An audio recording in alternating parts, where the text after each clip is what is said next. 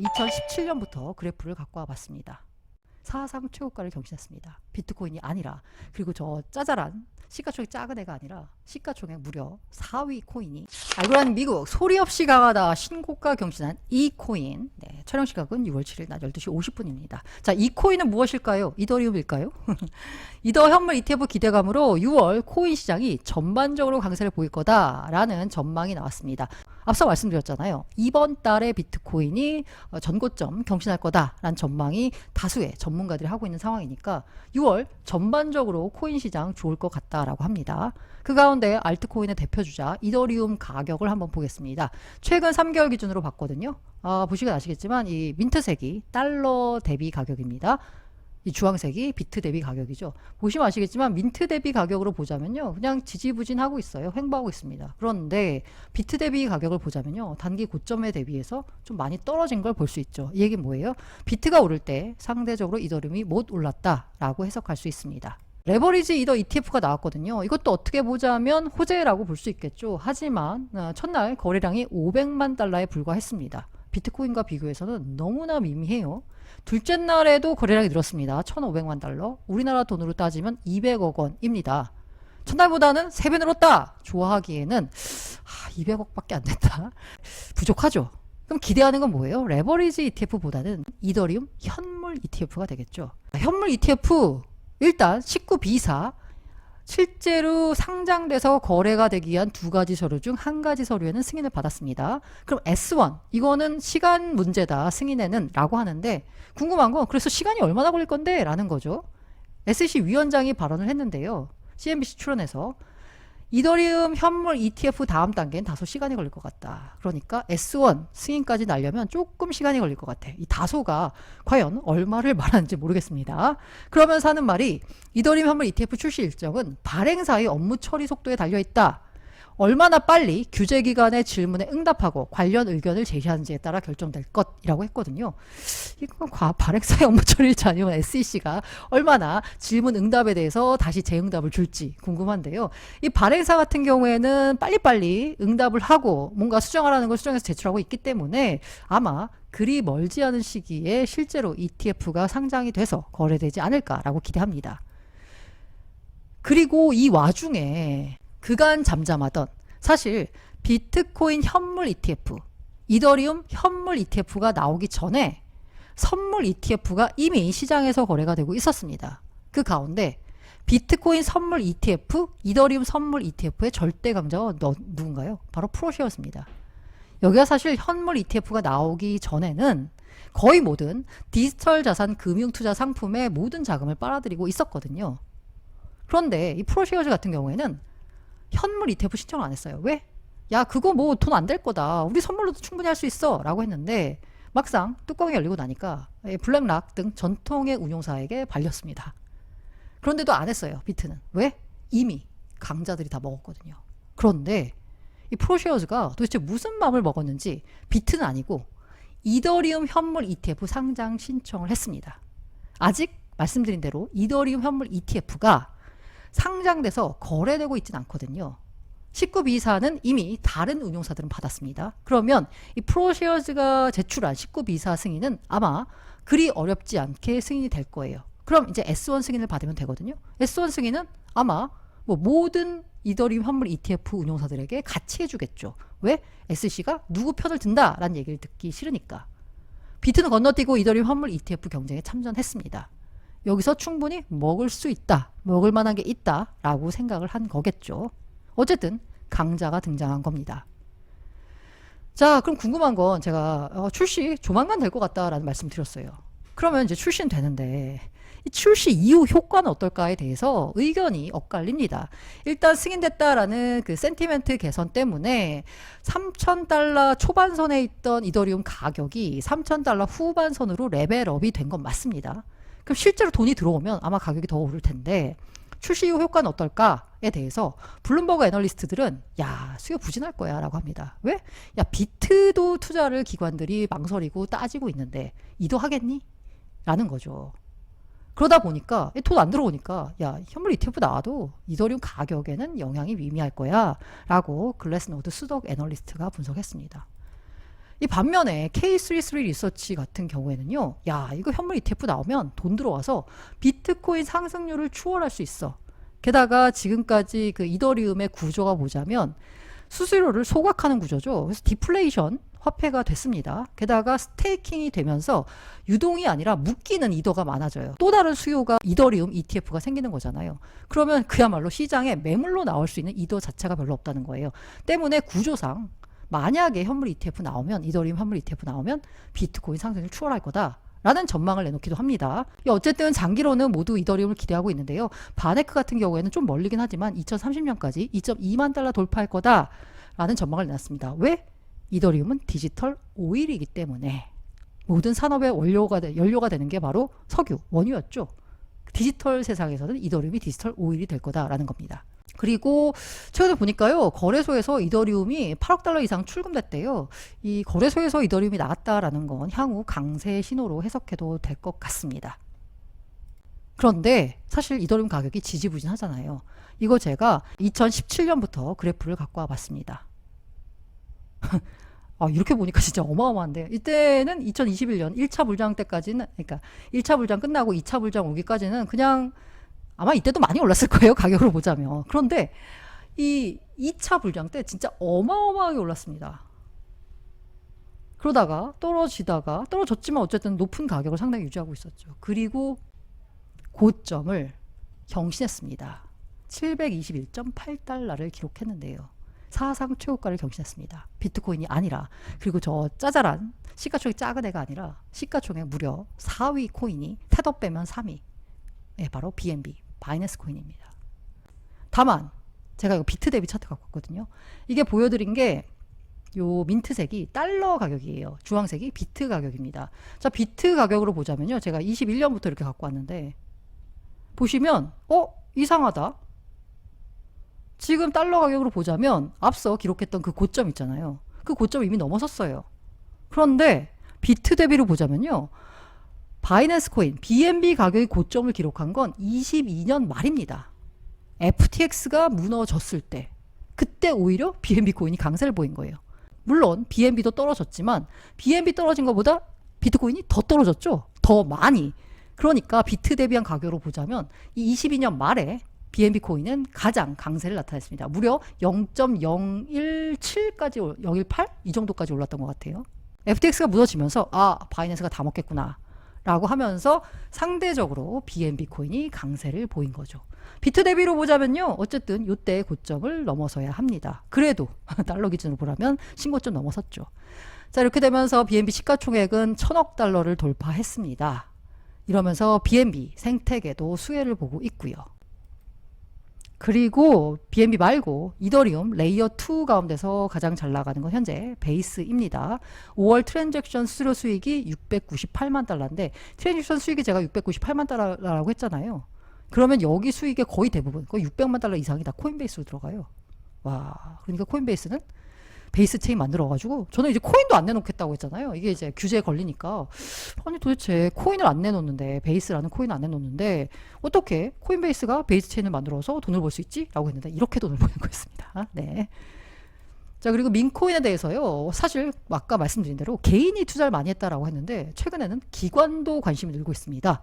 연초 대비해서 125% 민코인 보유량이 증가했다라고 합니다. 자, 그리고 알트코인 중에 우리가 별로 생각하지 않은 알트코인이 바로 스테이블 코인입니다. 왜? 스테이블 코인은 말 그대로 스테이블 하니까 가치가. 그런데 스테이블 코인 전쟁도 본격 시작됐다라는 생각이 드는 뉴스가 나왔습니다.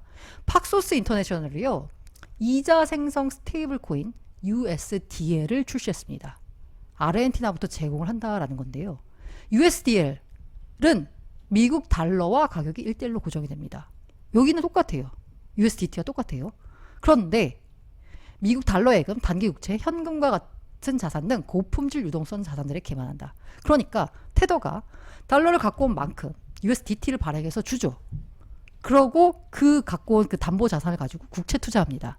국채 투자에서 나오는 수익은 어떻게 되나요? 자기들이 먹어요, 테더가. 그러다 보니까 1분기에 벌어들인 영업이익이 블랙락보다 많았다라는 얘기가 나오고 있어요. 그런데 이 USDL은 이 담보자산을 가지고 국채에 투자하면 이자가 나오잖아요. 그 이자를 어떻게 해요? 사용자들한테 주겠다라는 거예요. 리스크가 없는 보상을 받을 수 있다라는 겁니다. 이자 주는 스테이블 코인이 뜬다라는 겁니다. USDL에 대해 현재 뭐 국채이자가 5%니까 5% 이자를 받을 수 있습니다. 미국에서 은행 간의 초단기 자금 거래가 이루어질 때 적용되는 이자율인 EFFR과 유사한 수준입니다. 뭐 당연히 그 여러 가지 미국 국채 등 자산에 투자하고 나니까. 근데 이게 어떻게 보면은 일종의 배당이 나오는 거잖아요. 그러다 보니까 미국을 포함한 특정 국가들에선 이용할 수 없습니다. 배당이 나오다 보니까 SEC가 분류하기로는 배당 나오네? 이거 증권이네? 라고 할 수 있는 거죠. 그러니까 미국에서는 이용할 수 없어요. 그래서 이제 아르헨티나에서 처음 시작하는 건데, 이렇게 따지면 지금 그간 거의 뭐 땅 짚고 헤엄치기 장사를 했던 테더가 위협을 받을 수도 있는 상황이 되는 겁니다. 이렇게 되면 어차피 만약에 쓰임새는 똑같고 내가 갖고 있어만 있어도 이자를 준다라고 하면 굳이 테더를 쓸 필요 없는 거잖아요. 물론 지금 현재로서는 테더를 써야 됩니다. 왜? 테더를 쓰는 곳이 워낙 많기 때문에. 네트워크 효과죠.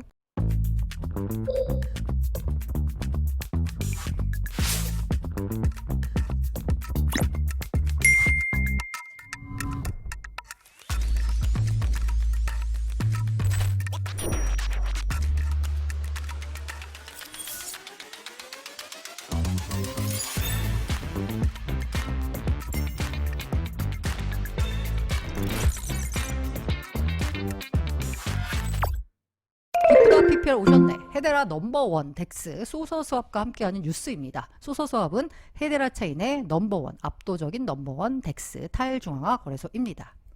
헤데라 체인 관련돼서 소식이 있는데요. 헤데라 생태계 뉴스입니다. seal SQ가 사우디의 보안 IoT와 디핀 솔루션 발전 위한 파트너십을 체결했다라고 합니다. 자, 여기서 seal SQ 어디서 들어보셨을까요? 바로 지난 시간에 스페이스 X와 함께 3분기 위성 발사 계획이 있다라는 뉴스를 전해드렸습니다. 이번에는 이 업체가 사우디와 파트너십을 체결한 건데요.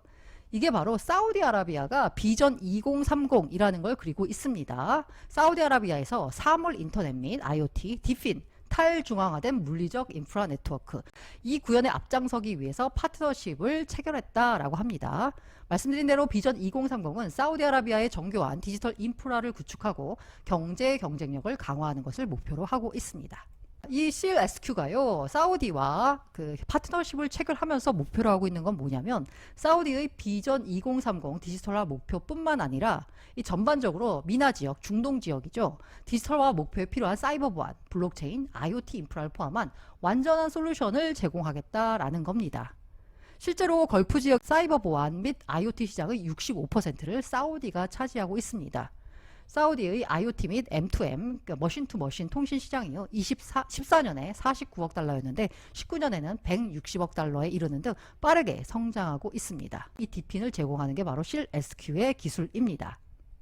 자, 디핀이라고 하는 건 말씀드린 대로 인프라 네트워크, 기존에는 중앙화된 방식으로 제공을 하고 있는 걸 탈중앙화 방식으로 제공하겠다라는 시도인데요. 그 헤데라 기반에는 여러 가지 디핀 프로젝트들이 많이 있습니다. 왜냐면요, 헤데라 자체가 빠르고 싼 네트워크를 자랑하고 있기 때문에요. 대표적인 디핀 사례로 언급되는 게 바로 퀵픽이라는 서비스입니다. 쉽게 말해서 탈중앙화 우버라고 생각하시면 됩니다. 새로운 배달 플랫폼으로 아프리카 전역에 걸친 금융 포용성을 촉진합니다. 두 번째가 뉴런이라는 프로젝트인데요. 영국에 있는 드론 항공 운송 분산형 DNS입니다. 자, 드론 항공 운송 서비스인데 요거를 탈중앙화 방식으로 시도하겠다라는 겁니다. 자, 아울러서 모플릭스라는 게 있는데요. 이건 탈중앙화 모바일 네트워크 서비스. 이제 플릭스라는 게 있는데 요거를 이제 헤데라 기반으로 해서 플렉스 모바일이라는 네트워크 서비스를 이번 컨센서스에서 출시를 했습니다. 탈중앙화로 모바일 네트워크 서비스를 제공하는데 그 탈중앙화 서비스를 제공할 때 기반이 되는 체인이 뭐다? 헤데라 체인이다 라는 겁니다. 소서스왑 뉴스 전해드리겠습니다. 소서스왑 인센티브 캠페인이 드디어 시작됐습니다. V1, V2 풀이 있거든요. 그 새로운 보상이 제공이 됩니다. 인센티브에서 유동성 보상이 총 2,100만 헤데라가 제공이 되고 있고요. 네트워크 수수료 리베이트, 수도 파셋 이니셔티브 등이 제공이 되는데요. 이 가운데 유동성 리워드에 가장 많은 보상이 이루어집니다. 근데 여기서 보상이 이루어진다는 건 원래 유동성을 공급을 하면 보상이 나옵니다. 그런데 그 보상에 원래 나오던 보상에 이번에 나온 2100만 개의 재원을 가지고 추가로 보상을 해준다라는 겁니다. 각각 풀마다 배분되는 배분율은 다르지만 전반적으로 봤을 때 기존에 나왔던 보상보다 더 많은 보상을 받을 수 있다. 인센티브 기간에 많은 분들 관심 부탁드리고요. 제가 더 자세한 내용 알고 싶은 분들에게는 관련 링크 첨부해 드리겠습니다. 소설 사업의 제작 지원을 받았습니다. 모든 투자 판단과 그에 따른 투자 결과는 투자자 본인의 책임입니다. 코인 거래소 쩐의 전쟁이 시작됐다라고 뉴스를 제가 몇 가지 묶어 봤는데요. 로빈후드가 2억 달러에 넥슨이 투자했던 옛날에 샀던 비트 스탬프 거래소를 2억 달러에 인수한다라고 합니다. 비트 스탬프가요 2018년에 넥슨의 투자 전문 자회사, 그러니까 뭐 넥슨이 샀다라고 할 수 있겠죠. 2018년에 넥슨이 비트 스탬프를 사면서 와, 넥슨이 뭔가 이 크립토 산업 쪽에 진출하나 보다. 게다가 넥슨은 게임 회사잖아요. 이 게임이라는 어떻게 보면 과거부터 이 가상자산이라고 하는 자산을 통해서 운영됐던, 게임이라고 하는 게 가상세계잖아요. 그 안에서 통용되는 자산은 가상자산인 거고, 그렇게 해서 이른바 가상자산 경제를 구축해왔던 게임 회사 넥슨이 비트 스탬프를 샀어? 이 얘기는 뭐야? 크립토 시장에 본격적으로 진출하는 거 아니야? 라고 기대를 했었는데요. 뭐 아시다시피 창업주인 김정주 회장이 이제 사망하시면서 그 큰 꿈을 이어받을 누군가가 없는 거잖아요. 그러니까 아마 정리 수순에 들어간 것 같아요. 그걸 이제 사줄 수 있는 누군가를 찾다가 결국 로빈후드가 비트 스탬프를 인수하기로 했습니다. 넥슨이 2018년에 비트 스탬프를 사고요. 21년에 2천억을 추가 투자했어요. 그러니까 지금 이거를 2억 달러에 사는 거잖아요. 그럼 어떻게 되나요? 본전도 못 건지고 파는 겁니다. 넥슨 입장에서는. 어쨌든 로빈후드는 비트 스탬프를 인수하면서, 로빈후드도 지금 코인 거래하고 있거든요. 그게 바로 뭐냐면 로빈후드 크립토예요. 그런데 비트 스탬프를 인수해서 본격적으로 크립토 사업에 진출하겠다라는 거죠. 왜? 돈이 되니까.